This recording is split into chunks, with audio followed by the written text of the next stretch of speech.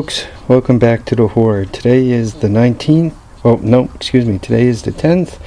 It's about 20 after 11, Monday, 43 degrees. Well, I just opened the garage, so it's probably warmer than that. And my batteries aren't fully charged yet. Kind of a rainy day here in the Hudson Valley. So what am I up to today? Well, the horde kind of goes through, let's call it boom, bus cycles. The boom is in the spring when I buy all kinds of new toys, and the bus cycle comes in the fall when it's time to put the toys away. And normally that leads to the creation of new buildings and packing and so forth. But one of the things I really need to do is I have a couple of cars that are not in a good place, and let me show you what I'm going to do about it. Anyway, that car right there should just get towed away, but until I decide to get rid of my other Kia, the white one that needs power steering work, I don't want to do anything with that. Some of you guys might know this barn complex here. The guy who owned this house before me used to do insurance work. He used to rebuild houses that burned down or flood damage, stuff like that. And he had a huge family, had boys, girls, and they had horses. So if you look at this barn, I'm going to face what I'll call the front of it. If you look at the right hand side of the barn, where that Ford is sticking out of right now, this side of the barn was used for his horses. He had horses, and I guess he's got a daughter that is still involved with those. As a matter of fact, occasionally I hear her name locally. This barn, it's a pole barn, and unfortunately he ran the poles up to the second story, but he really didn't tie them in very well. So what happened is the center of the roof pushed down.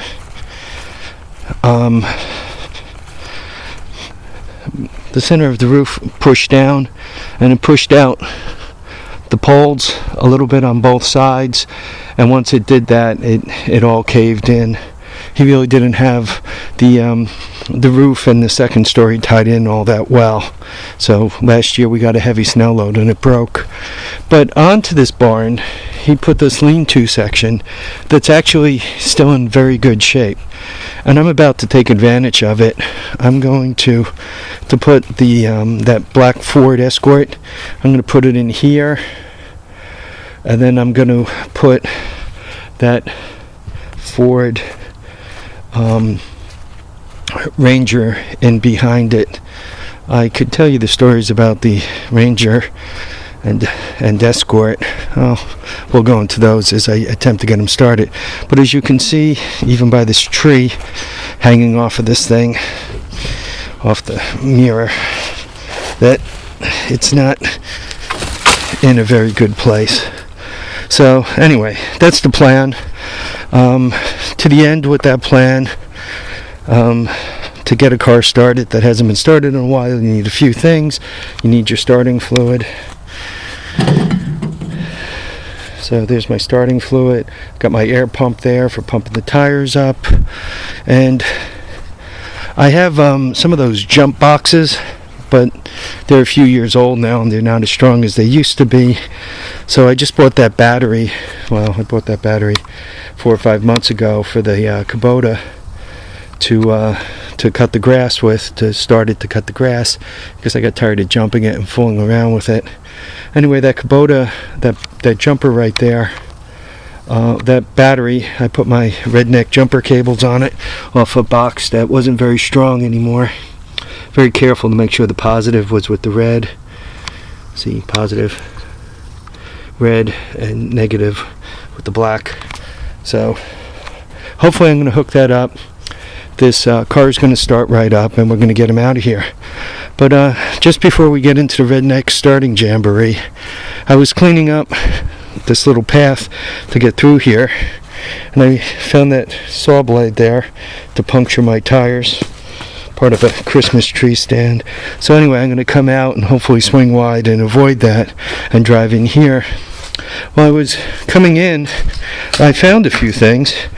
I found some nice scrap metal, bronze I think, so I'm gonna turn that in. But I also found a bunch of these old doorknobs. Pretty cool, huh? I got 1 set, 2 set, 3.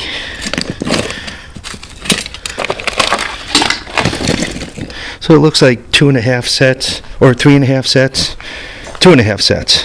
So anyway, I'm gonna attempt to get things fired up and backed in here.